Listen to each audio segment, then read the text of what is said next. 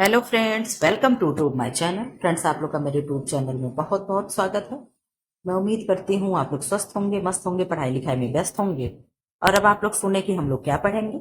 हम लोग कल क्या किए थे, एलटी ग्रेड का जो भी पेपर है 2018 में जो पेपर हुआ था उसको मैं सॉल्व करवा रही हूँ। ठीक, तो हम लोग बहुत ही विस्तार से जैसे बुक में दिया ऐसे पढ़ रहे हैं, इसलिए टाइम लग रहा है। और टाइम क्या, हम लोग को केवल ऐसे थोड़ा कि आए छू कर चले गए, लाइन छू कर जाना नहीं है। हम लोग को जो पढ़ना है तो ऐसा पढ़ना है कि कुछ क्वेश्चन भी याद रहे। इसलिए हम लोग आराम आराम से करेंगे, जो भी 2-3 प्रैक्टिस सेट होगा। ठीक, अभी मैं घर से वीडियो शूट कर रही हूँ, तो हो सकता है 1 घंटा से 1.5 घंटा भी हो जाए। ठीक है, क्यों? क्योंकि आप लोग का मैं सोच रही हूँ कि 2 ही वीडियो में खत्म कर दूं। 36 नंबर क्वेश्चन चल रहा है और है कितना क्वेश्चन, 120। ठीक है, तो आप लोग धैर्य बनाए बैठे रहिएगा, जरा सा भी उबिएगा नहीं। ठीक है, फिलहाल जो लोग नए हो क्लास को सब्सक्राइब कर दें, क्यों सब्सक्राइब कर दें और बेल आइकन को प्रेस कर दें, ताकि वीडियो अपलोड हो तो आपको क्या हो, घंटी बज जाए, नोटिफिकेशन जाता रहे, ताकि आप जान जाओ कि क्लास क्या हो गया है, चलने लगा है। ठीक है, 10:40 पे आपकी एक क्लास आती है। क्या होती है वो, प्रीमियर के तौर पे चलता है। आकर के वहां पे अपना आंसर दिया करें। ठीक, कि कितना क्वेश्चन सही कर पा रहे हैं बच्चे, ठीक ठाक आ रहे हैं आजकल। और क्या है, 5 बजे आप लोगों का 5 PM पे पर डे एक वीडियो अपलोड होता है, केवल संडे को छोड़ करके। क्या अपलोड होता है उसमें, कोई ना कोई हम लोग 10 मिनट लेते हैं और उसमें एक टॉपिक क्लियर करते हैं। फिलहाल अभी उसमें क्या है, डिजीज चल रहा है। जितने लोगों को डिजीज देखना वहां पे जाकर के देख सकते हैं। बहुत बातें हो गई, अब हम लोग अपने क्लास को भी शुरू कर लेते हैं। ठीक है, नहीं तो आप लोग कहोगे आते ही चपड़ चपड़ करने लगती हैं। तो अच्छा, ना बता, हाँ, और एक बार आप लोग के काम की बात बता दें, कितने लोगों ने ओटीआर नहीं कराया? ओटीआर प्लीज करा लें। अगर आप लोगों को एलटीजीआईसी का फॉर्म भरना है तो ओटीआर करवाना ही पड़ेगा। क्या, ओटीआर आप लोग को रजिस्ट्रेशन करवाना पड़ेगा। एक दिन मैं बता रही थी कि ओटीआर का फुल फॉर्म क्या है, वन टाइम रजिस्ट्रेशन। क्या है, जैसे ओटीपी होता है ना, वन टाइम पासवर्ड, ऐसे ही वन टाइम रजिस्ट्रेशन होता है। एक बार आप रजिस्ट्रेशन करवा लेते हो तो लाइफ टाइम चीजें क्या है, चलती रहेंगी। फिर दोबारा आपको नेक्स्ट टाइम ओटीआर कराने की जरूरत नहीं होगी। जहां भी ओटीआर मांगेगा उसका वो रजिस्ट्रेशन नंबर होता है, जो भी 10-12 अंक का होगा डिजिट का, वो आप वहां अप्लाई करोगे और आपका पूरा एक कोरेट जितना भी सर्टिफिकेट होगा, डॉक्यूमेंट्स होगा, उसमें सब आपका क्या होता है, अपलोड हो चुका होता है। और आप एक क्लिक करोगे। आयोग अपने आसानी के लिए करता है, आपका डिटेल देखना है, आपकी कोई चीजें उसे वेरीफाई करनी है, आपका ओटीआर डालेगा, सारी चीजें उसके पास खुल के चली जाएंगी। यही है ओटीआर का मतलब। ठीक है, चलिए हम लोग अपने क्लास को अब तो शुरू ही कर लें, बहुत देर हो गया। 36 प्रश्न क्या है, एक रजोनिवृत्त महिला के लिए कैल्शियम की आरडीए होती है। ये उस समय का है। ठीक है, कब का है, 2018 का है। ठीक है, लेकिन आप लोग जान रहे हो 2020 में भी आरडीए आया है, 2021 में भी आया है और 2023 में भी आरडीए आया है, फिर 2024 में रिवाइज्ड करके आया है। तो हम लोग नए आरडीए के हिसाब से आंसर देंगे। फिलहाल इसमें जो दिया है उसको आप लोग सही कर लो, हमें छोड़ के जाना नहीं ना है। तो आप कहोगे मैम, ऑप्शन ए है 600 मिलीग्राम प्रतिदिन, ऑप्शन बी है 900 मिलीग्राम प्रतिदिन, ऑप्शन सी है 700 मिलीग्राम प्रतिदिन, ऑप्शन डी है 800 मिलीग्राम प्रतिदिन। 36, सॉरी, 36 का आंसर करें। आप कहोगे मैम 36 का ए हो जाएगा 600 मिलीग्राम प्रतिदिन। ठीक है, इसका विस्तार आप लोग देख लो, विस्तार से क्या यही दिया है। ठीक, इधर आ जाओ। गर्भावस्था के दौरान कौन सा हार्मोन जीआईटी के आमाशय की पेशियों की कार्यशीलता को कम करता है? इतना क्वेश्चन बढ़िया बढ़िया इसमें पूछता है। ऑप्शन ए है प्रोजेस्ट्रॉन है, ऑप्शन बी है एस्ट्रोजन है, ऑप्शन सी है थायरक्सिन है, ऑप्शन डी है इंसुलिन है। आप अपना आंसर करें, 37 का क्या आंसर होगा? आप कहोगे मैम गर्भावस्था के दौरान कह रहा है तो कौन सा होगा? एस्ट्रोजन हार्मोन क्या हो जाएगा? हो जाएगा एस्ट्रोजन हार्मोन और प्रोजेस्ट्रॉन हार्मोन, दोनों फीमेल्स हार्मोन होते हैं। ठीक है, गर्भावस्था के दौरान एस्ट्रोजन हार्मोन जीआईटी के आमाशय की पेशियों की कार्यशीलता को कम करता है। यह प्रजनन, मासिक धर्म चक्र और रजोनिवृत्ति के लिए जिम्मेदार होता है। ठीक है, क्वेश्चन नंबर 38 का आंसर करें। सूक्ष्म अणु जो शरीर में बहुत जल्दी अवशोषित होते हैं। Number 1 polysaccharide, option B cellulose, option C hemicellulose, option D monosaccharide. आप लोग देख रहे हो पूछ तो कार्बोहाइड्रेट ही रहा है, लेकिन कितना डीप में जाकर के प्रश्न को पूछ रहा है। यहाँ पे उसने ग्लूकोज को नहीं पूछा, लेकिन उत्तर वो ग्लूकोज ही चाह रहा है कि सबसे सूक्ष्म अणु क्या है जो शरीर जल्दी अवशोषित कर लेती है। तो आप कहोगे मैम ग्लूकोज ही तो होता है, तो इसमें से आप बता दो क्या सेलुलोज है? बिल्कुल नहीं है मैम। हेमी सेलुलोज है? बिल्कुल नहीं है। पॉलीसेकेराइड है? मैम बिल्कुल नहीं है। ये तीनों क्या है? ये दोनों पॉलीसेकेराइड के भाग होते हैं। क्या होते हैं? पॉलीसेकेराइड के भाग होते हैं। सेलुलोज हो गया, हेमी सेलुलोज हो गया, पैक्टीन हो गया, ये सब क्या होते हैं? पॉलीसेकेराइड के भाग होते हैं। और मोनोसेकेराइड क्या है? मोनोसेकेराइड में जीएफजी आता है। मैम जीएफजी क्या है? ग्लूकोज है, फ्रैक्टोज है, ग्लैक्टोज है, ये क्या होते हैं? मोनोसेकेराइड के पार्ट होते हैं। मोनोसेकेराइड कार्बोहाइड्रेट कितने प्रकार के होते हैं? तो आप कहोगे मैम 3 प्रकार के होते हैं। 3 प्रकार में कौन कौन होगा?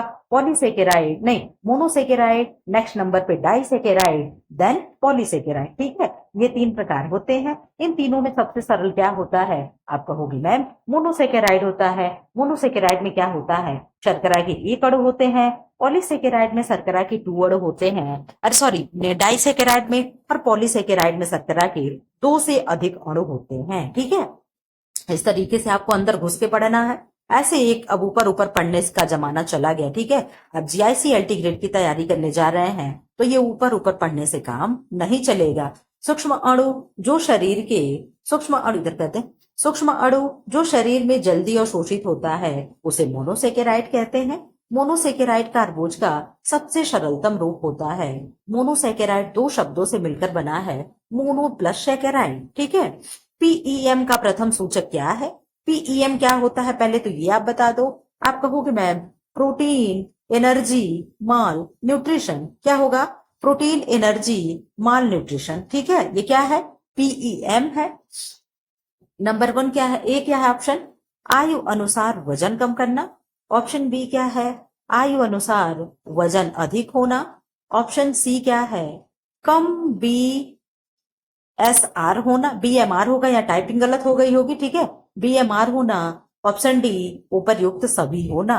पीईएम क्या है? प्रोटीन, एनर्जी, माल न्यूट्रिशन, यानी क्या है? शरीर में हर चीज की कमी होगी। आयु के अनुसार वजन का कम होगा, यानी अगर अगर क्या है, बच्चा मान लो 2.5 kg 2.5 वर्ष का है, तो 2.5 वर्ष के बच्चे को अगर 8 या 9 किलो होना चाहिए, और उससे एग्जाम्पल मैं दे रहा हूं, आप सही मत मानिएगा, अगर वो उससे कम होता है तो हम उसको क्या कहेंगे? आयु के अनुसार बच्चे का वेट कम है। आयु के अनुसार वजन कम होना, यहाँ भी वही चीजें अच्छा अधिक होना। ठीक, अगर बच्चा क्या है 10 किलो का होना चाहिए, उस समय बच्चा 20 किलो का है, 15 किलो का है, तो अधिक होगा। इंडिया क्या है, किससे ग्रसित है? दोहरी कुपोषण से ग्रसित है। मैम दोहरा कुपोषण क्या होता है? एक तो लोग बहुत मोटे होते जा रहे हैं, और एक तो लोग क्या है, बहुत दुबले पतले होते जा रहे हैं। ठीक है, तो ये क्या हो गया? ये दोहरा कुपोषण का शिकार क्या है? भारत होते जा रहा है। तो 39 का आंसर आप कहोगे मैम ये बहुत ही घुमाऊ आंसर दे रहा है, लेकिन इसमें से केवल हो जाएगा कि आयु के अनुसार वजन का कम होना क्या होता है? प्रोटीन, एनर्जी, माल न्यूट्रिशन होता है। किसमें देखा जाता है मैम? बच्चों में देखा जाता है। ठीक है, पीईएम का प्रथम सूचक आयु अनुसार वजन कम होना। पीईएम का पूरा नाम प्रोटीन, एनर्जी, माल न्यूट्रिशन है, जिसका हिंदी में पूरा नाम प्रोटीन ऊर्जा कुपोषण होता है। यह भारत में सबसे बड़ी स्वास्थ्य संबंधी समस्या है। इससे हमारे शरीर के विकास के लिए, इसमें अभी आधा होगा, आधा अधूरी बातें कही गई है। यहाँ देखो, विकास के लिए जितना प्रोटीन की ऊर्जा चाहिए और और जो शरीर में इसकी मांग, दोनों एक समान नहीं होते। मतलब शरीर की जरूरत के हिसाब से प्रोटीन की कमी होती है। यह समस्या ज्यादातर बच्चों में हल्की, मध्यम और गंभीर स्थिति में देखने को मिलती है। यह छोटे समय की बीमारी में नहीं, बल्कि लंबे समय से कुपोषण के कारण होती है। यानी तत्काल ये नहीं कि बुखार हो गया तो पीईएम हो जाएगा। जब लंबे समय तक बच्चा कुपोषित रहेगा, साल 2 साल 3 साल तक जब वो कुपोषण का कंटिन्यू शिकार होते चले जाएगा, उसे अच्छी डाइट नहीं मिलेगी, तो वो इस चीज से क्या करेगा? सफर कर सकता है या करेगा। ठीक है, क्वेश्चन नंबर 40 आंसर करें। गतिशील संतुलन से तात्पर्य है क्या है? ऑप्शन ए प्रोटीन ऊर्जा अनुपात का। ऑप्शन बी कैल्शियम फास्फोरस अनुपात का। ऑप्शन सी खनिज लवण संतुलन का। ऑप्शन डी उपर्युक्त में से किसी का भी नहीं। आप अपना आंसर करें, 40 का क्या आंसर होगा? एक सेकेंड आपको टाइम देता था, पानी पीना। आप अपना आंसर दे चुके होंगे कि मैम गतिशील संतुलन से क्या तात्पर्य है, तो इसका हो जाएगा प्रोटीन ऊर्जा अनुपात का। ठीक है, अंदर विस्तार से दिया, हम लोग पढ़ लेते हैं। अच्छा, नहीं दिया है। गतिशील संतुलन से तात्पर्य है प्रोटीन ऊर्जा अनुपात का होना। इसको विस्तार से देना चाहिए था, थोड़ा सब लोग अच्छे से पढ़े होते। ठीक है, नहीं दिया है, कोई बात नहीं। अर्ध आवश्यक अमीनो अम्ल है। अमीनो अम्ल को आपको बहुत अच्छे से पढ़ना है। कौन से अमीनो अम्ल होते हैं जो सुगंधित होते हैं? ठीक है, क्या होते हैं? सुगंधित होते हैं। कौन सा अमीनो एसिड होता है जो बिना अमीनो एसिड अर्थ हम अमीनो, हाँ ठीक, कौन से अमीनो एसिड होते हैं जो क्या करते हैं, जो गंध देते हैं? ठीक है, गंधक युक्त होते हैं यानी सल्फर युक्त।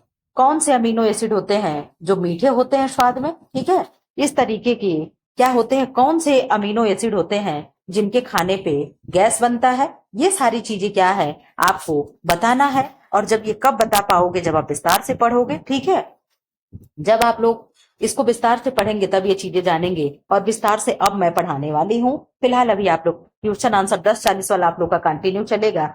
अभी जब ये मेरा खत्म हो जाता है डिजीज वाला, तो मैं इसी पे शुरू करूंगी। एक एक दिन एक एक टॉपिक किसी न किसी दिन कुछ न कुछ लाती रहूंगी। जैसे मुझे समय मिलेगा, आधा घंटा, 20 मिनट, 25 मिनट का जितना भी मेरे पास समय निकलेगा, मैं उस वीडियो को अपलोड करती रहूंगी। ठीक है, फिर अभी 2-3 दिन 4 दिन ये चलेगा, इसको चलने दीजिए। यहाँ पे आप दीजिए, ऑप्शन ए क्या है? आर्जिनिन है। ऑप्शन बी ल्यूसिन है। ऑप्शन सी एलानिन है। ऑप्शन डी वेलिन है। आप लोगों को ट्रिक इसका याद होगा। क्या होता है? हिल पॉटम पास्ता 3GC, इसमें आवश्यक अनावश्यक हो जाते हैं। इन्हीं आवश्यक अनावश्यक में से कुछ क्या होते हैं? अनावश्यक अर्ध अमीनो एसिड होते हैं। तो आप कहोगे मैम जो आर्जिनिन होगा क्या होगा? अर्ध आवश्यक अमीनो एसिड होते हैं। ठीक है, अमीनो अम्ल क्या है यानी अमीनो एसिड क्या है? तो प्रोटीन का सबसे सूक्ष्मतम रूप क्या होता है? अमीनो एसिड होता है। जिस प्रकार हम लोग CHO का सबसे सूक्ष्मतम रूप ग्लूकोज को पढ़ते हैं, उसी प्रकार प्रोटीन का सबसे सूक्ष्मतम रूप क्या होता है? अमीनो एसिड होता है या अमीनो एसिड होता है। एक सेकेंड, आप लोग को आवाज हो सकता है कम सुनाई दी हो अब तक। प्रोटीन अमीनो अम्ल के बहुलक होते हैं। बहुत से अमीनो अम्ल आपस में पेप्टॉइड बंध से जुड़े होते हैं, प्रोटीन का निर्माण करते हैं। अमीनो अम्ल 20 प्रकार के होते हैं। आर्जिनिन एक अर्ध आवश्यक अमीनो अम्ल है। इधर आ जाओ आप लोग। क्वेश्चन नंबर 42, बुने हुए कपड़ों में पाए जाने वाले लंबवत परस्पर संबंधित लोग को निम्न में से किससे संदर्भित किया जाता है? लंबवत कह रहा है, तो इस तरीके की चीज को हम क्या कहते हैं? अगर ऐसे चीजें होती हैं तो हम क्या कहते हैं? आपको यही आंसर करना है। तो आप कहोगे मैम ऑप्शन ए ताना हो गया, ऑप्शन बी लकीर हो गई, ऑप्शन सी बेल हो गई, और ऑप्शन डी कोर्स हो गई। क्या मैम ऐसे भी क्वेश्चन बन जाते हैं?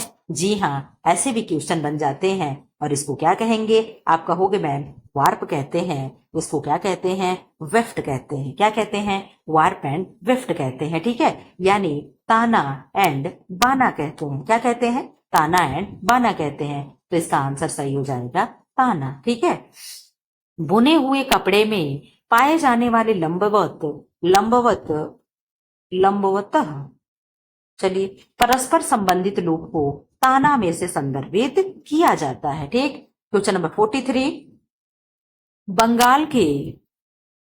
बंगाल के कांथा कढ़ाई में मुख्यतः इस्तेमाल होने वाली कढ़ाई है। कांथा में किसका इस्तेमाल होता है?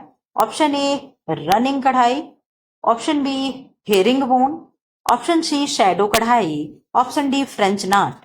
आप बता दो शैडो कढ़ाई कहाँ होती है? तो आप कहोगे मैम शैडो होती है चिकनकारी में। चिकनकारी कहाँ की है? तो लखनऊ की है। लखनऊ यानी उत्तर प्रदेश की है। फ्रेंच नॉट कहाँ होता है? ये आप बता दो। इसका आंसर होगा मैम रनिंग कढ़ाई, यानी रनिंग स्टिच होती है। क्या होती है? रनिंग स्टिच होती है। ठीक है, क्वेश्चन नंबर 43, अच्छा इसके बारे में भी दिया होगा। क्या दिया है? बंगाल के कांथा कढ़ाई में मुख्यतः इस्तेमाल होने वाली रनिंग कढ़ाई रनिंग कढ़ाई है। कांथा बंगाल की पारंपरिक कढ़ाई है। कांथा से तात्पर्य है वस्त्रों की कई क्या करना, तह बनाना। ठीक है, यानी क्या है? एक के ऊपर एक, एक के ऊपर एक क्या है?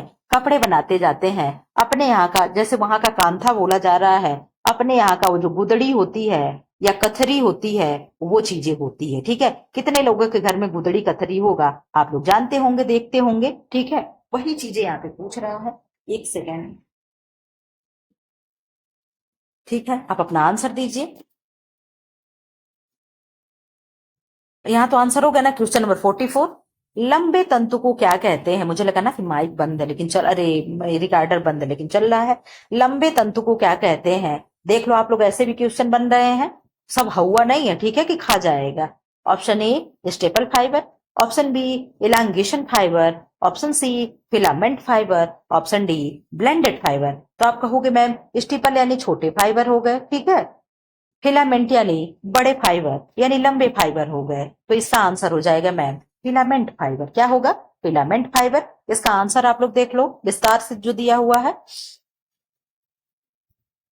लंबे तंतु को फिलामेंट फाइबर कहते हैं। वे अविरल लंबाई के होते हैं। प्राकृतिक रेशों में शुष्क फिलामेंट रेशा होता है।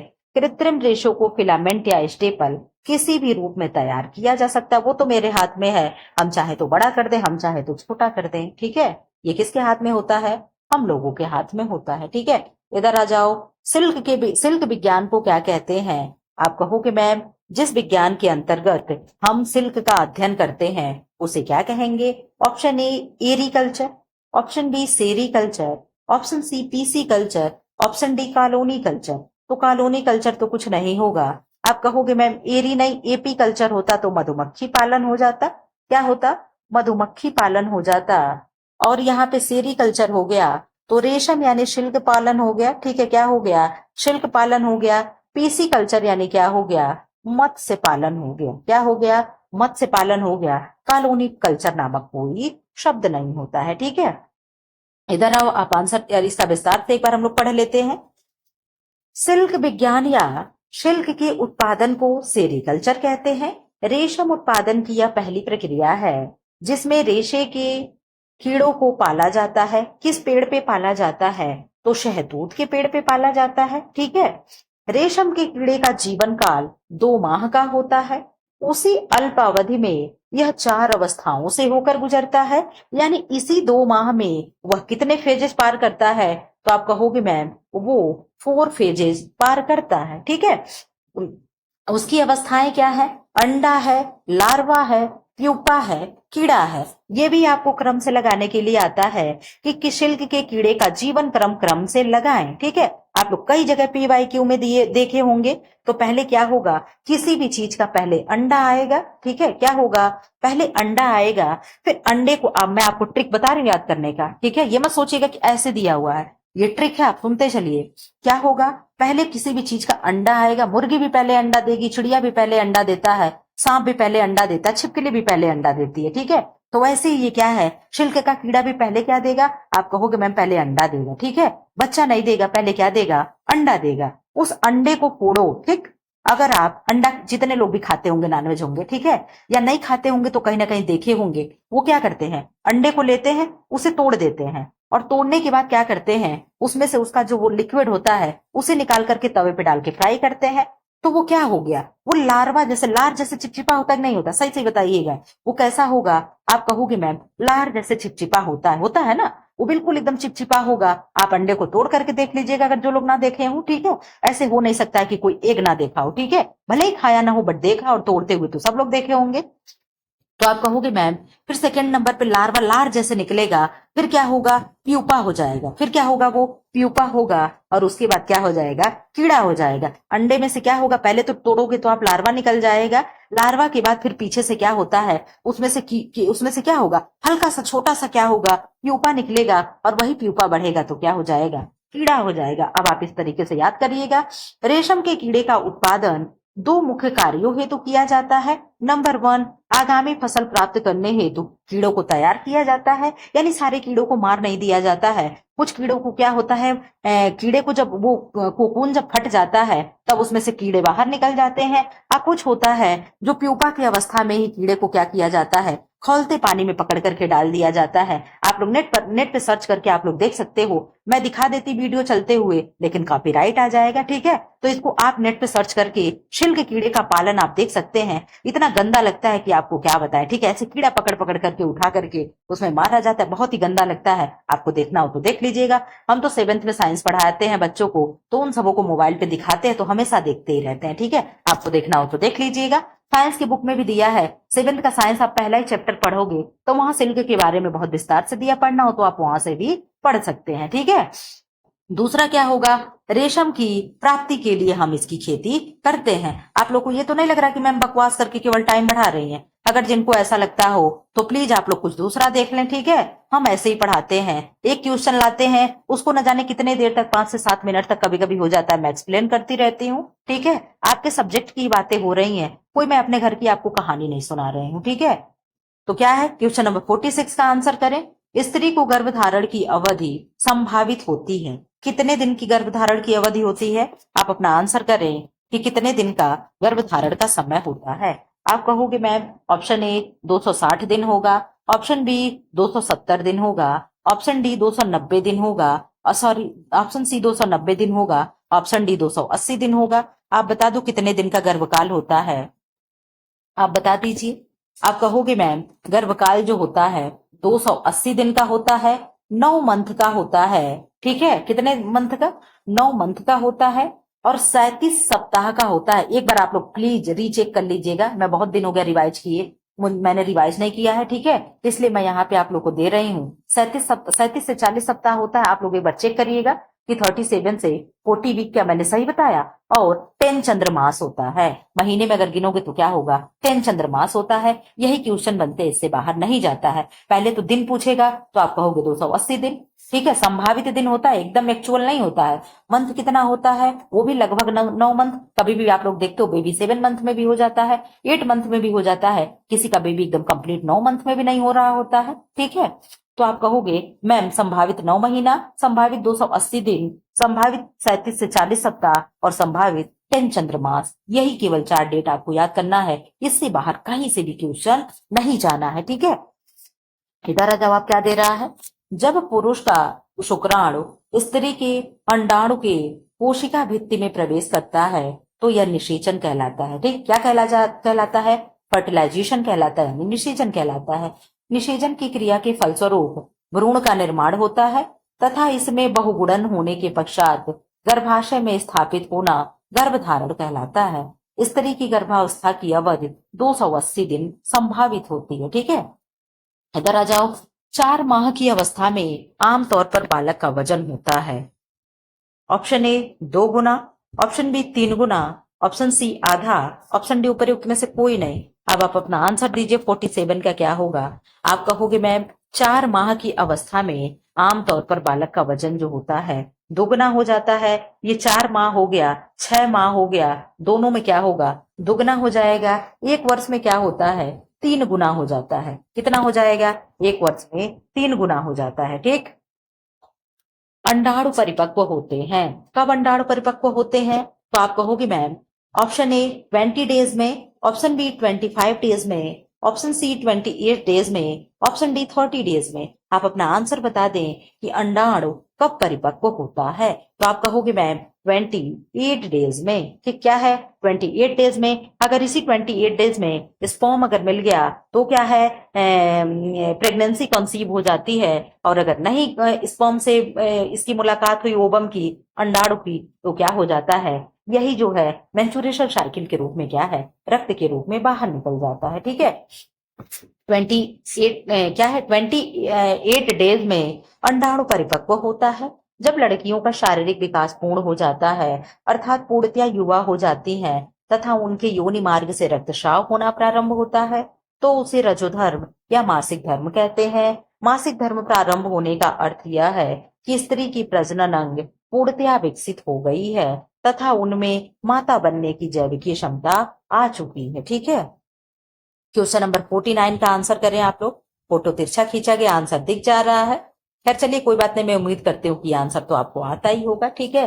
सामुदायिक विकास कार्यक्रम कब प्रारंभ हुआ, ऑप्शन ए 2 अक्टूबर 1952 को, ऑप्शन बी 5 सितंबर 1954 को, ऑप्शन सी 2 नवंबर 1956 को, ऑप्शन डी 10 अक्टूबर 1958 को। आप अपना आंसर दीजिए। 49 का क्या होगा? 49 का हो जाएगा ए, यानी सामुदायिक विकास कार्यक्रम क्या हुआ था? 2 अक्टूबर 1952 को शुरू हुआ था। ठीक है, इसको हम लोग विस्तार से देख ले, आज में दिया है। सामुदायिक विकास कार्यक्रम का आरंभ गांधी जी के जन्म दिवस 2 अक्टूबर 1952 में फिस्कल आयोग तथा grow more food recovery committee की संतुत के आधार पर किया गया।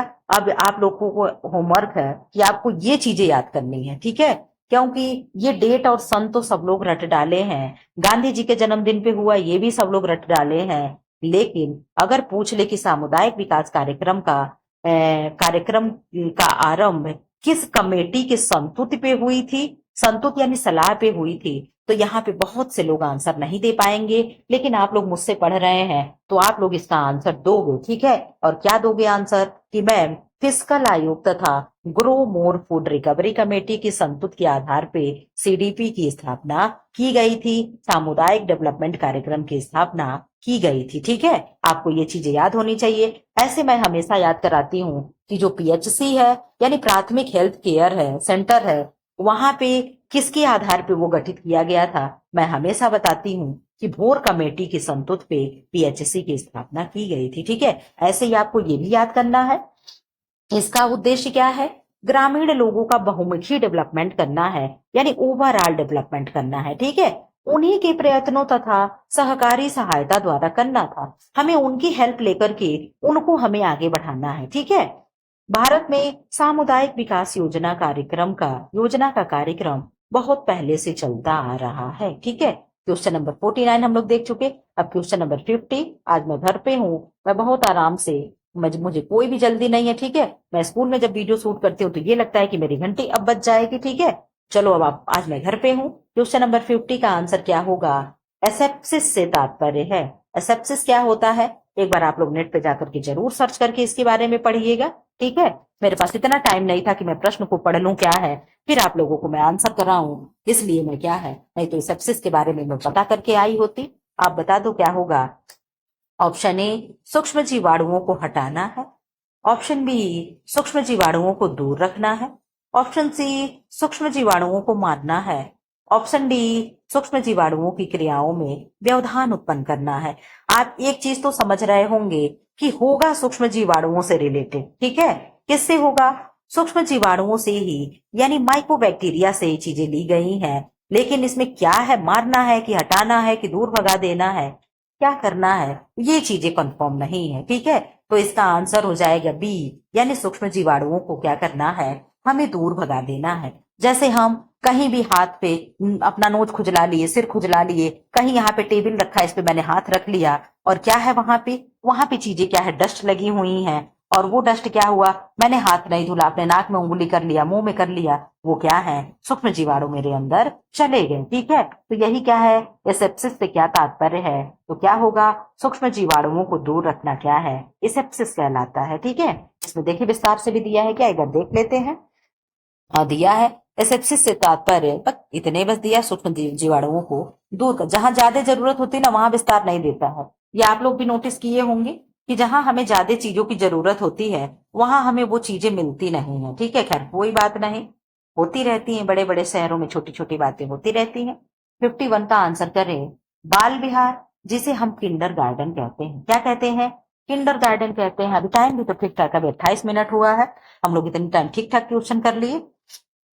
प्रकार के पूर्व स्कूली कार्यक्रम की स्थापना किसके द्वारा की गई, यानी वो पूछ रहा है कि किंडर गार्डन कौन चलाया था। ठीक, ऑप्शन ए मारिया मांटेसरी ने चलाया था, ऑप्शन बी फ्रेडरिक फ्रोवेल ने चलाया था, ऑप्शन सी रैसल और मार्गरेट मैकमिलन ने चलाया था, ऑप्शन डी ताराबाई मोदक ने चलाया था। आप अपना आंसर बता दे 51 का क्या होगा। आप कहेंगे मैम आंसर हो जाएगा 51 का, क्या होगा, आंसर होगा फ्रोवेल। इनका पूरा नाम यहाँ दे दिया है, फ्रेडरिक फ्रोवेल ने किंडर गार्डन योजना का शुरुआत किया था। ठीक है, बाल विहार किंडर गार्डन प्रकार के पूर्व स्कूल कार्यक्रम की स्थापना फ्रेडरिक फ्रोबेल द्वारा की गई थी। क्वेश्चन नंबर 52 का आंसर क्या है? यह क्वेश्चन अब अच्छा यहां से बन गया। अब तक आप लोग देख रहे थे बहुत समय से क्या था, क्वेश्चन केवल वन ऑप्शन में ही पूछ रहा था। अब यहां से पुट शुरू हुआ है तो कुछ समय तक शायद पुट में पूछेगा, फिर चीजें क्या है सिंगल सिंगल पूछने लगेगा। तो ये क्या है, एलटी का पेपर है और एलटी का पेपर इतना इजी नहीं होता है, ठीक है। निम्न घटनाओं का कालानुक्रम में लिखिए। कैसे आप लिखोगे? ऑप्शन ए है गर्भ प्रतिस्थापन, ऑप्शन बी है अंडपात यानी अंडक्षरण कहते हैं, ऑप्शन सी है यौन निर्धारण, ऑप्शन 4 है निषेचन। अब आप बता दो, आप कहोगे मैम निषेचन यानी फर्टिलाइजेशन होता है, तो सबसे पहले अगर हम क्रम में लगाएंगे तो हम फर्टिलाइजेशन को ही लगाएंगे। तो 4 किस्में हैं। आप कहोगे मैम हम लोगों का आंसर तो सीधे सीधे मिल गया बस केवल एक चीज पकड़ लेने से, लेकिन हमें यही नहीं करना है, हमें पूरा देखना है। फिर आप कहोगे मैम यौन निर्धारण होगा, फिर 3 होगा, फिर एक होगा प्रतिस्थापन होगा, फिर नंबर 2 क्या होगा, अंडपात होगा, ठीक है। हम लोग देख लेते हैं कैसे विस्तार से दिया है। घटनाओं का कालानुक्रम क्या है, निषेचन यानी फर्टिलाइजेशन है, फिर यौन निर्धारण है, फिर गर्भ प्रतिस्थापन है, देन क्या है, अंडपात है। ये क्या है, क्रम है। और ये आप अभी क्या करिए, अपने कॉपी पेन जो लेकर के बैठे हैं उस पे कहीं नोट करके रख लीजिए, ठीक है। जितनी बार चीजें आपके आंखों के सामने आती हैं, चीजें हमें लर्न होते जाती हैं। यहाँ पे आंसर करें 53 का। जन्म के समय नवजात शिशु के रोने से क्या होता है? रोता है शिशु क्यों? ऑप्शन ए श्वसन क्रिया प्रारंभ हो जाती है, ऑप्शन बी रक्त प्रवाह उत्तेजित होता है, ऑप्शन सी निदर्शित होता है कि वह बच्चा भूखा है। क्या ये होता है कि बच्चा भूखा है? ऑप्शन डी निर्दर्शित, निदर्शित मतलब कि प्रतीत होता है, मुझे मालूम होता है कि बच्चे को दर्द हो रहा है। तो आप कहोगे मैम ना बच्चा भूखा होता है, ना बच्चे को दर्द हो रहा होता है, और ना ही रक्त प्रवाह उत्तेजित होती है। रोने से क्या होता है, श्वसन क्रिया प्रारंभ हो जाती है, जो भी गले में उसकी अवरुद्ध होता है वो चीजें क्या है निकल जाती हैं, और बच्चा वहां से श्वास लेना शुरू कर देता है। जब बच्चा रोता है तो बच्चे के लिए अच्छा होता है। जो बच्चे नहीं रोते हैं उन्हें डॉक्टर मार करके रुलाते हैं, यानी पीटते नहीं, मतलब हल्का सा ठोक करके उन्हें क्या है रुलाते हैं। अगर बच्चा रोए ना तो ये अच्छा नहीं माना जाता है, ठीक है। जब बच्चे रोते हुए आप लोग टीवी मूवी में देखते होंगे, अक्सर ये चीजें आप लोग देखते होंगे, क्या देखते होंगे कि बच्चा रोते हुए आता है कि आवाज तुरंत सुनाई देती है, और बाहर बैठे जो लोग वेटिंग रूम में वेट कर रहे होते हैं तुरंत क्या करते हैं, जान जाते हैं कि बच्चा हो चुका है, ठीक है। अब इधर बता दो क्वेश्चन नंबर 6, इसका विस्तार से भी हम लोग देख दिया है कि नहीं दिया है, दिया है। जन्म के समय नवजात शिशु का रोना अत्यंत महत्वपूर्ण होता है। रोने के द्वारा बच्चे के फेफड़े क्या होते हैं, फूल जाते हैं, जिससे श्वसन क्रिया प्रारंभ हो जाती है, ठीक है। इधर आ जाओ आप लोग आंसर करो क्वेश्चन नंबर 54 का। थायराइड का माध्यमिक नियम किससे संबंधित है? ऑप्शन ए तत्परता का नियम, ऑप्शन बी बहुप्रतिक्रिया का नियम, ऑप्शन सी अभ्यास का नियम, ऑप्शन डी प्रभाव का नियम। आप बता दें क्या होगा आंसर 54 का? आप कहोगे मैम 54 का आंसर हो जाएगा बी, यानी बहुप्रतिक्रिया का नियम होगा। क्या होगा?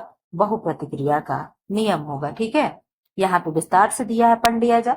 थायराइड का माध्यमिक नियम बहुप्रतिक्रिया का नियम यानी लॉ ऑफ मल्टीपल रिस्पॉन्स से संबंधित है।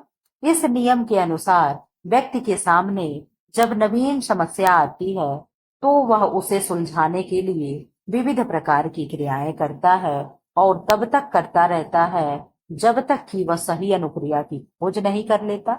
ऐसा होने पर उसकी समस्या सुलझ जाती है और उसे संतोष मिलता है, ठीक है। क्वेश्चन नंबर इधर आ जाओ, क्वेश्चन नंबर 55। यहाँ पे तो आंसर दिख ही जा रहा है, चलिए खैर कोई बात नहीं, इतने आप लोग समझदार हैं कि चीटिंग करना बुरी बात है। Question number 55। तीव्र बुद्धिमानों का आईक्यू होता है, यानी आईक्यू का फुल फॉर्म क्या होता है आप लोग जानते हैं? इंटेलिजेंस क्वांटिटेंट, क्या होता है? क्वांटेंट, ठीक है। ऑप्शन ए 140 से अधिक, ऑप्शन बी 120 से अधिक, ऑप्शन सी 100 से अधिक, ऑप्शन डी 170 से अधिक। तो आप इसका आंसर तो देख ही रहे हो, और नहीं देख रहे हैं तो भी आपको ये चीजें आ रही होंगी कि मैम 140 से अधिक होता है, ठीक। इधर क्या है, आईक्यू पद की उत्पत्ति जर्मन शब्द इंटेलिजेंस है क्वांटेंट, ठीक है, क्वांटिएंट से हुई है, जिसका सर्वप्रथम प्रयोग जर्मन मनोवैज्ञानिक विलियम स्टोन ने 1912 में किया था, 1912 में किया था। बुद्धिलब्धि, जिसे हम आईक्यू कहते हैं, कई अलग मानकीकृत परीक्षणों से प्राप्त एक गणना है जिससे बुद्धि का आकलन किया जाता है।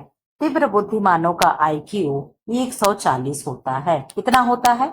140 होता है। इधर आप लोग आंसर करें 56 का।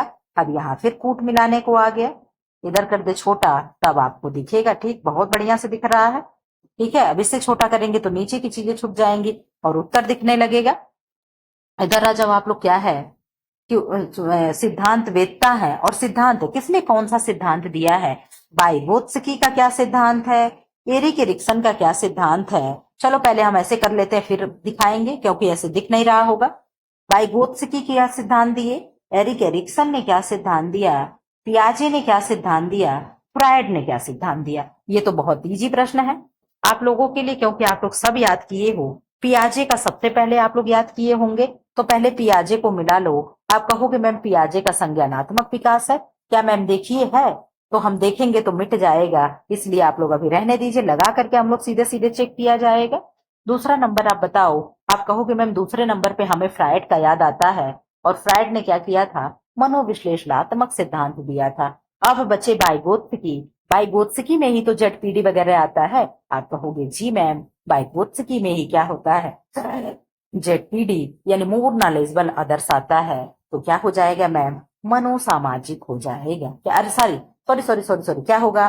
सांस्कृतिक, सामाजिक सांस्कृतिक हो जाएगा। और एरिक एरिक्सन का क्या होता है? मनोसामाजिक हो जाएगा। एरिक एरिक्सन का क्या होगा? मनोसामाजिक होगा। तो मैम क्या सही होगा? 2, ठीक है, 1 4 3, क्या होगा? 2 1 4 3, 2 1 4 3 कहाँ है?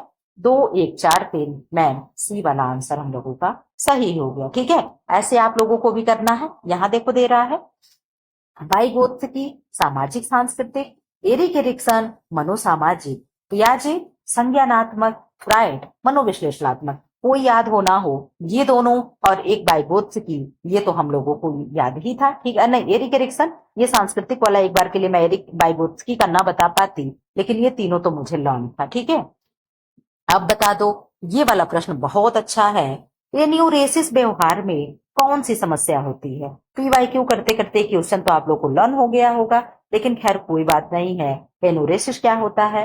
ऑप्शन ए नींद में चलना होता है, कि व्यक्ति नींद में चल रहा हो। चोरी करना होता है। ऑप्शन सी अंगूठा चूसना होता है। ऑप्शन डी बिस्तर गीला करना होता है। तो आप कहोगे मैम जो एन्यूरेसिस की प्रॉब्लम होती है, ये होती है कि बच्चा क्या कर देता है? बहुत समय तक बिस्तर को गीला करता रहता है। क्या करता रहता है? गीला करता रहता है। ठीक है, विस्तार भी यही दिया है। इधर आ जाओ आप लोग। Question number 58, social learning theory of personality संबंधित है किससे? ऑप्शन ए स्किनर से, ऑप्शन बी अल्बर्ट बंडूरा से, ऑप्शन सी एरिक एरिक्सन से, ऑप्शन डी पियाजे से यानी जीन पिगट से। आप बता दो क्या होगा? आप कहोगे मैम 59 का आंसर, 58 का आंसर बहुत ही अच्छा है। ये किसका है? अल्बर्ट बंडूरा का है। किसका है? अल्बर्ट बंडूरा का है। इसका आप लोग एक्सप्लेन पढ़ लो। चलो यहाँ उत्तर नहीं है, बहुत अच्छा है। ठीक, क्या है? Social learning theory of personality का सिद्धांत अल्बर्ट बंडूरा ने दिया। सामाजिक अधिगम का आशय है कि बालक अपने परिवेश के साथ होने वाली अंतःक्रिया के द्वारा विभिन्न प्रकार के व्यवहारों का अर्जन करता है। इससे उनके व्यक्तित्व का विकास तथा समय समय पर परिमार्जन होता है। क्या होता है?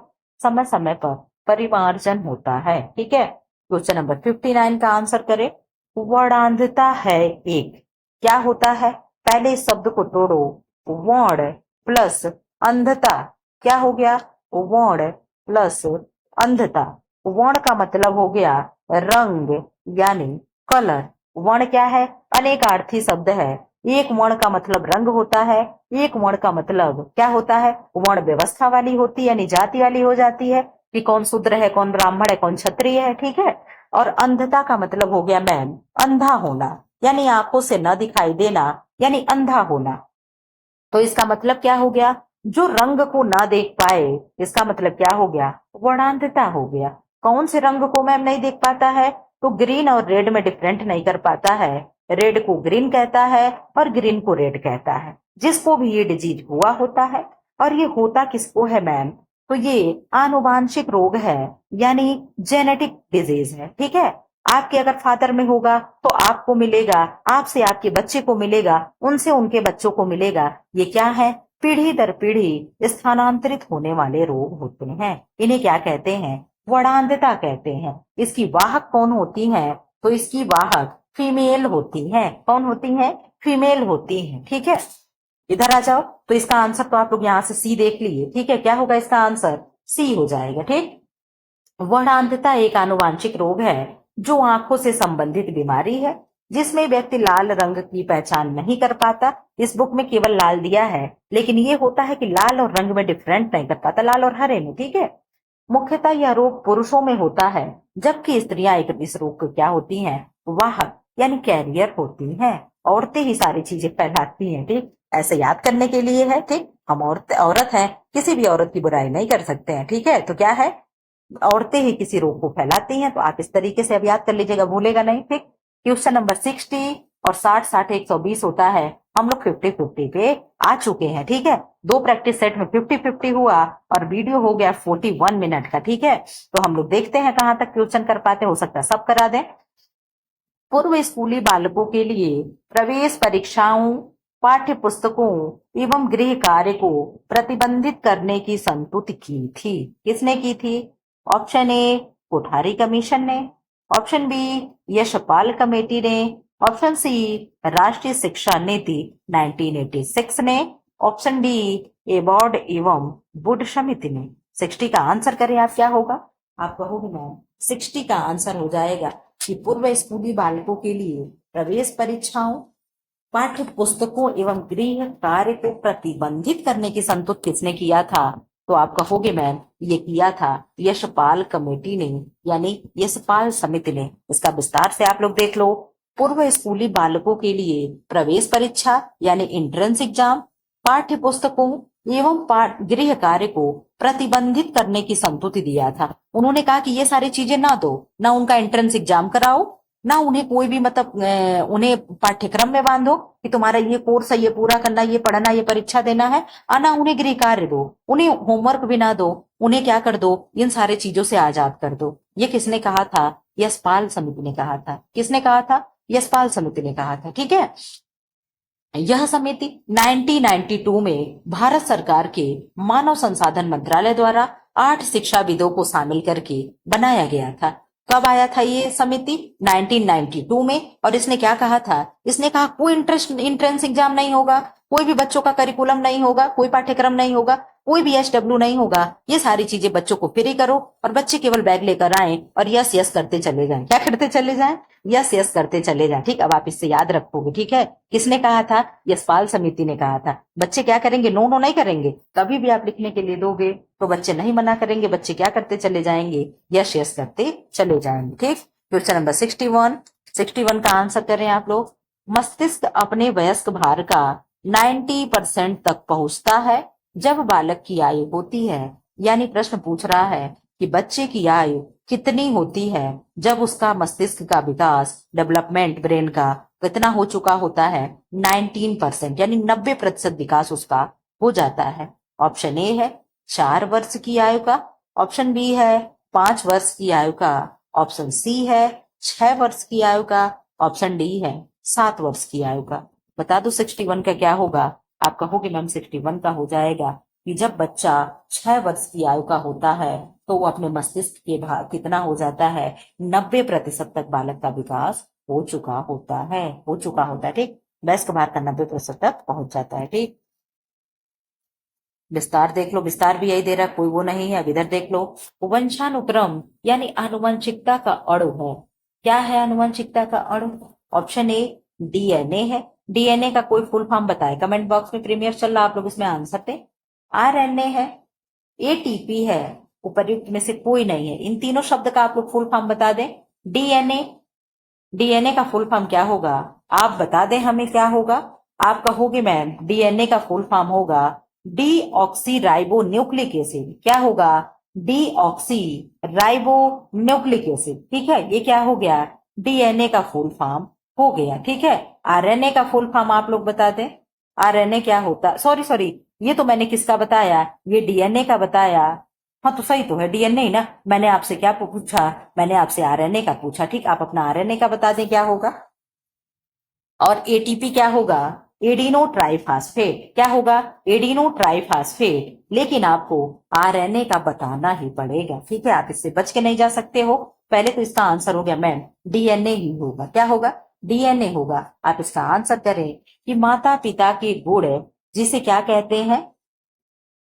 ट्रेड्स कहते हैं, का संतति कोशिका में अवतरित होना आनुवांशिकता कहलाता है। क्या कहलाएगा?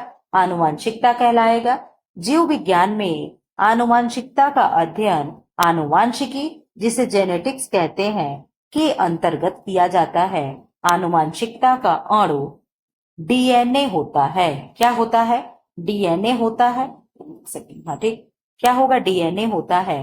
डीएनए या डीऑक्सीराइबोन्यूक्लिक एसिड अणुओं का एक समूह होता है। डीएनए अणु की संरचना घुमावदार सीढ़ीनुमा होती है। आप लोगों ने डीएनए की संरचना देखी होगी। इस तरीके का कुछ क्या होता है? ऐसे कुछ डीएनए की संरचना होती है। इसमें ऐसे चीजें क्या होती है? ऐसे होती हैं, या तो ऐसे ऐसे चीजें होती हैं। ये क्या हो, हाँ इस तरीके की होती है। ठीक, कैसे होगी? इस तरीके की कुछ क्या होती है? डीएनए की संरचना होती है। ये वाला परफेक्ट है, ये वाला गलत है। ठीक है, ऐसे संरचना होती है डीएनए की, सीढ़ी की तरह घुमावदार होगी। इधर आ जाओ, क्वेश्चन नंबर 63। 5 वर्ष के बालक कागज को कैंची से एक सीधी रेखा में काटने योग्य होते हैं। यह कौशल है, क्या है? ऑप्शन ए स्थूल क्रियात्मक कौशल है। ऑप्शन बी सूक्ष्म क्रियात्मक कौशल है, जिसे एक मोटर डेवलपमेंट कहते हैं। ठीक है, और नंबर थर्ड तकनीकी कौशल है। आप बता दो क्या होगा? आप कहोगे मैम जो छोटे छोटे उंगलियों से हाथ काम करते हैं, हम लोग क्या है, छोटे छोटे पेन ऐसे पकड़ के अगर बालक लिख रहा है तो क्या होगा? सूक्ष्म होगा। और सूक्ष्म माने छोटा हो जाता है। क्या होगा? सूक्ष्म यानी सूक्ष्म क्रियात्मक कौशल होगा। ठीक है, 5 वर्ष के बालक कागज को कैंची से एक सीधी रेखा में काट ले रहा है। ठीक है, यह कौशल सूक्ष्म क्रियात्मक कौशल होता है। क्रियात्मक विकास का चालक विकास, गत्यात्मक विकास भी कहते हैं। इसको क्या कहेंगे? चालक विकास और गत्यात्मक विकास भी कहते हैं। क्रियात्मक विकास के अंतर्गत हाथ पैर एवं शरीर के अन्य भागों की मांसपेशियों का समन्वय, गति एवं उनकी शक्ति निहित है। ठीक, 64 का आंसर करें। 64 का आंसर क्या होगा? क्रियात्मक अनुकूलन ऑपरेंट कंडीशनिंग की संकल्पना दी थी। किसने दी थी? ऑप्शन ए स्किनर ने, ऑप्शन बी पावलोव ने, ऑप्शन सी मैस्लो ने, ऑप्शन डी इनमें से कोई नहीं। आप बता दो कि ऑपरेशनल कंडीशनिंग के सिद्धांत किसने दिया था? बहुत ही इजी क्वेश्चन है। आप कहोगे मैम किसने दिया था? स्किनर ने दिया था। आपको याद करने का ट्रिक बता दें, आप कहोगे मैम स्किन का ऑपरेशन करवाना है। किसका? स्किन का ऑपरेशन करवाना है। हमने कहा भाई क्या हो गया, स्किन का ऑपरेशन करवा रही हैं? आपने कहा मैम कुछ नहीं, बस ऐसे ही थोड़ा सा कुछ हो गया है। ठीक है, तो आप क्या कराएंगी? स्किन का ऑपरेशन कराएंगे। ठीक है, इस तरीके से आप याद कर लीजिएगा। उधर आ जाओ आप लोग। हाँ सही है। ठीक, स्किनर क्या थे? एक प्रसिद्ध मनोवैज्ञानिक थे। 65 का आंसर करें। शक्ति एम्पावरमेंट से आप किसे नियंत्रित करते हैं? ऑप्शन ए संपत्ति को, ऑप्शन बी ज्ञान को यानी नॉलेज को, ऑप्शन सी प्रवृत्ति को, ऑप्शन डी उपर्युक्त सभी यानी ऑल ऑफ दिस को। आप शक्ति से क्या कहेंगे कि क्या है? आप कहोगे मैम सारी चीजें होती हैं, शक्ति से तो सब हो जाएंगी। जैसे कि, एक सेकंड, शक्ति यानी एम्पावरमेंट से हम संपत्ति, ज्ञान, प्रवृत्ति आदि चीजों को कंट्रोल करते हैं यानी नियंत्रित करते हैं। इधर आ जाओ आप लोग। अगर आप लोग होम साइंस पढ़ो और अगर ये चीजें ना आपको याद हो तो एक्सटेंशन एजुकेशन का मतलब ही क्या है? कुछ नहीं है। ये क्या है? आप कहोगे मैम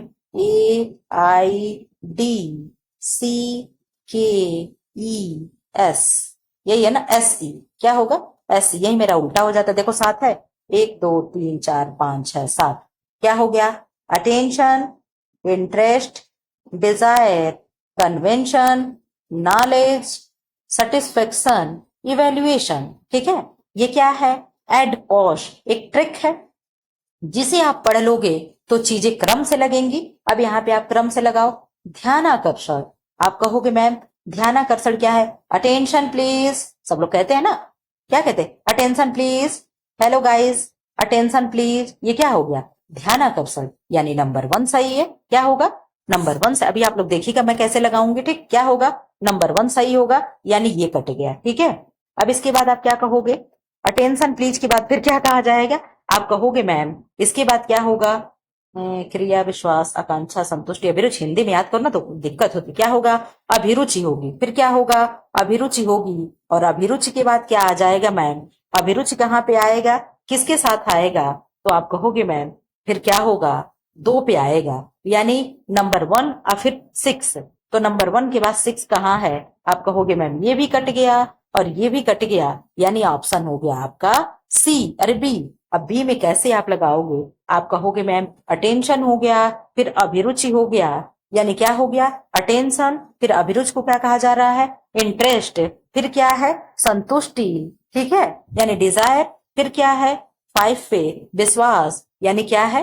कन्वेंशन, फिर क्या है? थर्ड होगा, और थर्ड क्या है? आप कहोगे क्रिया, यानी एक्शन होगा। फिर क्या होगा? नंबर 4। नंबर 4 पे क्या हो जाएगा? 4 पे क्या है? संतुष्टि होगा। संतुष्टि मैंने पहले ले लिया था क्या? 1 6 2 5 3 4, यही आंसर हो जाएगा। आपको बस एक छोटा सा ट्रिक याद करना है और उसको लगा लेना है। यहाँ चलो इंग्लिश में नहीं दिया है, लेकिन पेपर में इंग्लिश जरूर देता है। ठीक है, आप इंग्लिश वाला शब्द याद कर देखिएगा, तुरंत आंसर लगा ले जाइएगा। इधर आ जाओ। प्रसार शिक्षण क्रियाएं एकाएक नहीं होती बल्कि चरणबद्ध होती हैं। इसे संक्षिप्त में एडकॉस कहते हैं। देखो किताब भी अब ट्रिक छापने लगा है, जिसे प्रसार शिक्षा के चरण के नाम से जाना जाता है। प्रसार शिक्षा के चरण क्या है? निम्नलिखित हैं। क्या है? ध्यान आकर्षण है। ठीक है, फिर क्या है? अभिरुचि है। ठीक, फिर आकांक्षा है। क्या है? एड, फिर क्या है? विश्वास है। फिर क्या है? नॉलेज है। फिर क्या है? एक्शन है। फिर क्या है? संतुष्टि है। फिर क्या है? इवेल्युएशन। अब देखो यहाँ मैं लगा ली ना, वहां मैं भी फंस गई थी। ठीक है, तो जब इंग्लिश वाला शब्द आप पढ़ोगे तो खुद ब खुद आंसर दे ले जाएंगे। ठीक है, क्वेश्चन नंबर 37, सॉरी 67 का क्या है? महिला सशक्तिकरण निम्न में से किस पंचवर्षीय योजना का मुद्दा था? ऑप्शन ए 7वीं पंचवर्षीय योजना, ऑप्शन बी 8वीं पंचवर्षीय योजना, ऑप्शन सी 9वीं पंचवर्षीय योजना, ऑप्शन डी 11वीं पंचवर्षीय योजना। 67 का आप आंसर दे दे, क्या होगा? 67 का आंसर हो जाएगा मैम ये 9वीं पंचवर्षीय योजना में शुरू किया गया था। कब? 9वीं पंचवर्षीय योजना में ये मुद्दा उठा था। ठीक है, महिला सशक्तिकरण 9वीं पंचवर्षीय योजना से संबंधित है, यानी हम महिलाओं को क्या किया गया? पावर एम्पावरमेंट किया गया। इस योजना में महिलाओं को समाज में भागीदारी, प्रगति और उनमें आत्मविश्वास का संचार आदि पर बल दिया गया। ठीक है, क्वेश्चन नंबर 68, इन्हें कालक्रम लगाना है योजनाओं को। जब आपको सन याद रहेगा तब आप लगा पाएंगे। ठीक है, और अभी मैं बताऊंगी, आप लोग लगाते चलिएगा। ऑप्शन ए है मारतंडम, ऑप्शन बी है ग्राम सेवा, ऑप्शन सी है गुड़गांव परियोजना, ऑप्शन डी है इटावा पायलट परियोजना। आप कहोगे मैम आंसर होगा इसमें, हम लोग पहले क्रम से लगा लें। मैम क्या होगा? गुड़ग्राम जो होगा 1920 होगा। क्या होगा? गुड़ग्राम 1920 होगा। सेवा ग्राम योजना मैम 1936 में होगा। कब होगा? 1936 में होगा। इटावा वाला कब होगा? इटावा वाला 1948 में होगा। ठीक है, क्या होगा? 1948 में होगा। अभी मैं आप लोग को ट्रिक बताऊंगी 1 2 योजना का। ठीक है, फिर मारतंडम योजना जो होगा कब होगा? 1921 में। अब आप याद करो, गुड़, गुड़ कैसा होता है? आप कहोगे मैम इस तरीके से गोल गोल गुड़ होता है। ठीक है, तो 1920 में ये क्या है? ये गुड़ है। ठीक है, हंसिएगा नहीं, आप लोग सोचोगे आप लोग कहाँ से ट्रिक खोज खोज कर लाती हैं, लेकिन आप सच में बता दो मैं पहले से ट्रिक नहीं रखे रहती हूँ। जैसे ही क्वेश्चन मेरे सामने आता है ट्रिक ऐसे दौड़ने लगता है। ठीक है, तो यहाँ पे क्या देखोगे? आप कहोगे मैम गुड़ हम लोग इतना बड़ा बड़ा होता है। ठीक, बड़ा होता है, छोटा होता है, लेकिन होता तो गोल ही ना। तब क्या कहते हैं? जीरो पाए हो, अंडा पाए हो, घेली पाए हो। ठीक है, तो क्या हो गया? गुड़ हो गया। गुड़ यानी 0 हो गया, ठीक है। तो गुड़गांव में क्या हो जाएगा, 1920 हो जाएगा, ठीक है। ऑप्शन 3 पहले आएगा, इसमें नहीं दिया है, इसमें भी नहीं, इसमें भी नहीं, इसमें भी नहीं, ठीक है। तो क्या होगा, अच्छा हाँ, ये प्रश्न तो रॉन्ग चलता है, मैंने पहले भी कराया था, ठीक। इसमें कोई ऑप्शन नहीं है, लेकिन आप अपने यहाँ पे देख लो। अब कहोगे मैम मारथंडम योजना, अब आप देखिएगा इस ट्रिक को तो आप बहुत हंसोगे। मारथंडम, मारेंगे हम, आपको मारेंगे, तो मैम किससे मारेंगी, डंडे से मारेंगे। और ये जो एक है क्या है, छड़ी है, ठीक है। क्या है, ये छड़ी है, ठीक। आपको लास्ट लास्ट वाला देखना है, तो आप कहोगे मैम 1921 क्या है, ये 21 में एक जो है ये छड़ी है, तो किससे मारेंगे, मारदंडम, यानी मारेंगे किससे, डंडे से। और एक क्या है, डंडा। अब आप कभी नहीं भूलोगे कि 1921 में मारदंडम आया, गुड़ 1920 में आया।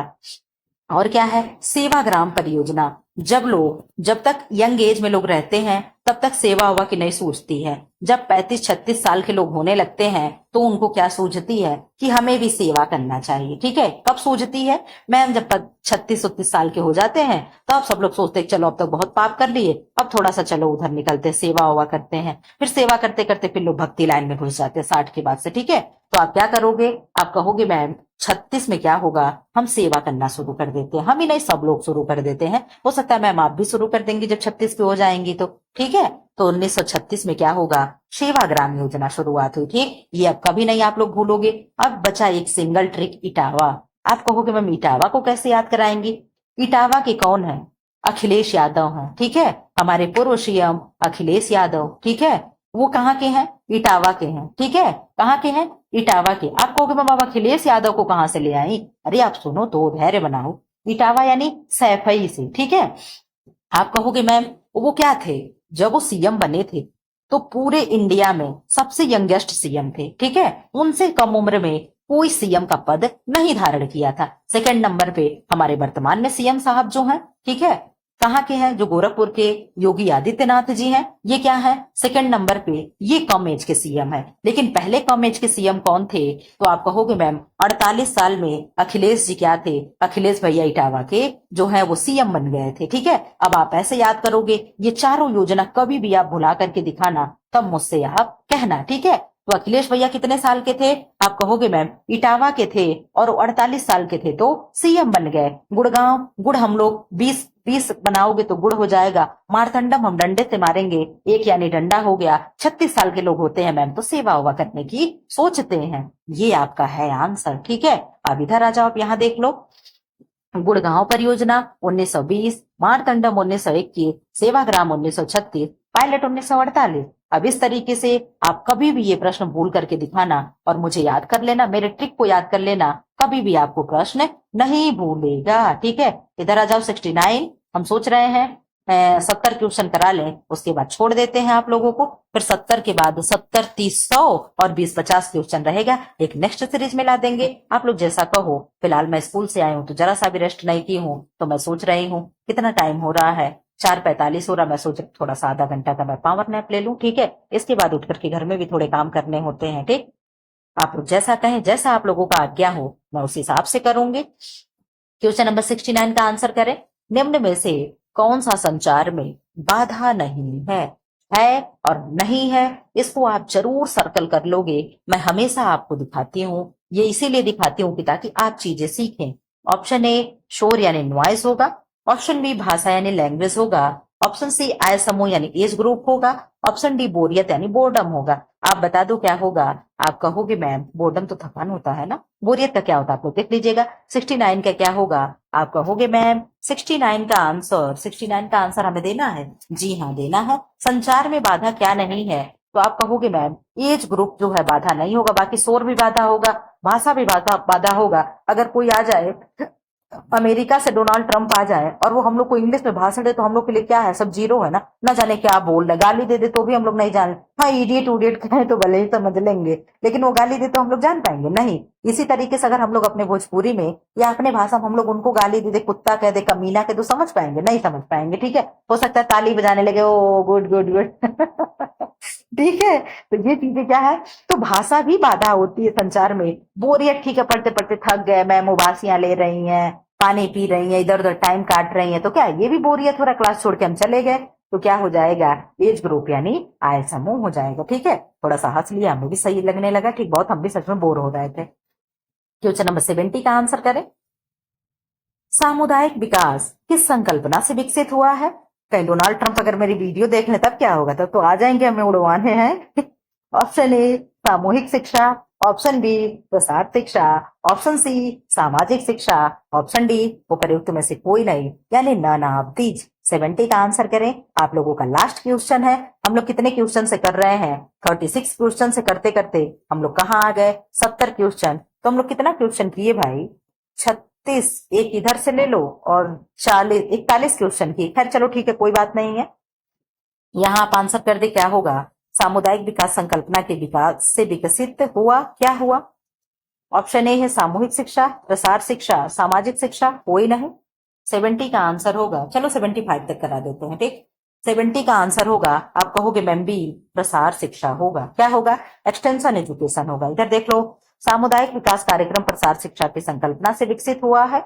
सामुदायिक विकास दो शब्दों से मिलकर बना है, समुदाय एवं विकास। ठीक है, कम्युनिटी एंड डेवलपमेंट। समुदाय कुछ व्यक्तियों का ऐसा समूह जो किसी एक भौगोलिक स्थान जैसे मोहल्ला, गांव, ब्लॉक, जिला, प्रांत आदि किसी भी क्षेत्र में रहते हो।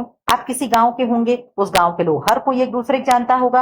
आप मोहल्ले में होंगे, कॉलोनी में होंगे, वो लोग आपको जानते होंगे। ठीक, तो ये क्या है? ये आपका समुदाय हो गया।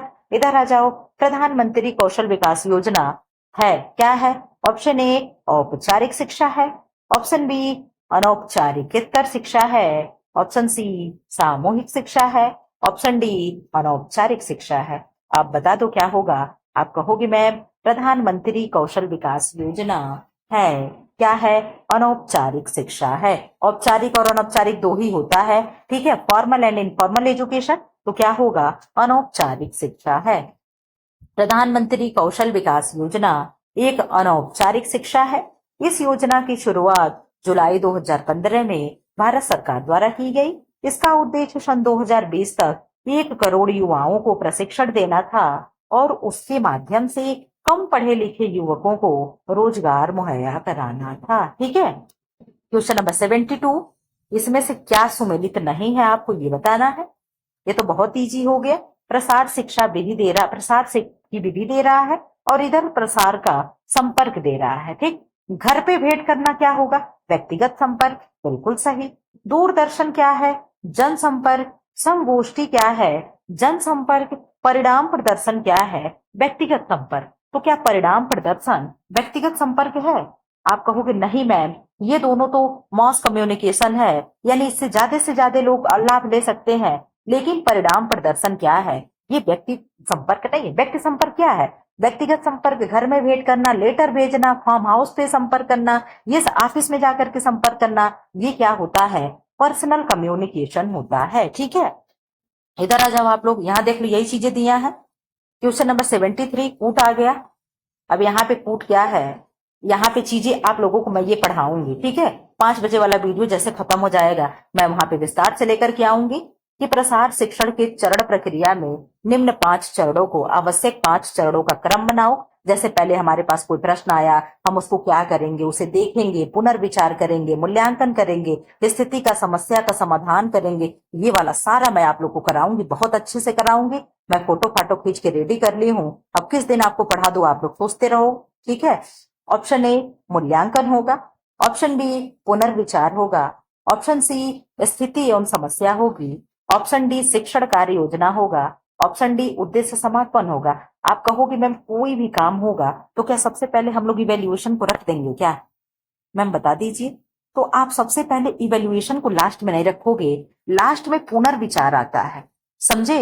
इवेल्युएशन मूल्यांकन करने के बाद, हमने मूल्यांकन कर दिया, चलो हमें 5 बच्चों का रिपोर्ट कार्ड बनाना था, हमने 5 बच्चों का रिपोर्ट कार्ड बना दिया। ठीक, बना करके एक बार मैंने उनको बढ़िया से मूल्यांकन कर लिया, कितना नंबर कौन आया, कौन फर्स्ट आया, कौन सेकंड आया, कक्षा में रैंक क्या है, परसेंट क्या है, मैंने सारी चीजें देख ली। ठीक, उसके बाद मैंने क्या किया, एक बार मैंने पुनर्विचार किया कि एक बार क्या मैं फिर से देख लूं, हो सकता है किसी में गलत हो जाए।